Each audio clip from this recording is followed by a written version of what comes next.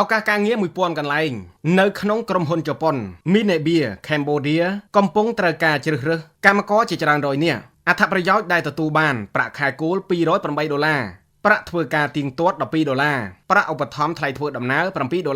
ប្រាក់បំណាច់ឆ្នាំពេលបញ្ចប់កិច្ចសន្យា5%ប្រាក់ធ្វើការបន្ថែមម៉ោងនិងប្រាក់ឧបត្ថម្ភថ្លៃអាហារ$2000រៀលនៅពេលធ្វើការបន្ថែមម៉ោងផ្ដល់បាយ3ពេលក្នុងមួយថ្ងៃនិងមានកន្លែងស្នាក់នៅលក្ខខណ្ឌនៃការជ្រើសរើសត្រូវមានឯកសារច្បាប់ដើមមកជាមួយដូចជាអត្តសញ្ញាណប័ណ្ណសៀវភៅគ្រួសារសម្បត្តិកំណើតអាយុចាប់ពី18ឆ្នាំឡើងទៅសម្រាប់ព័ត៌មានបន្ថែមនិងដាក់ពាក្យសូមទំនាក់ទំនងមកទីភ្នាក់ងារជាតិមុខរបរនិងការងារនៃក្រសួងការងារនិងម្ដុំបណ្ដាវិជ្ជាជីវៈតាមរយៈលេខទូរស័ព្ទ016 786 655 077 232 378ឬទំនាក់ទំនងក្រុមហ៊ុន Minebea Cambodia តាមរយៈលេខទូរស័ព្ទ088 5 976 មួយខ្សែចុងក្រោយ016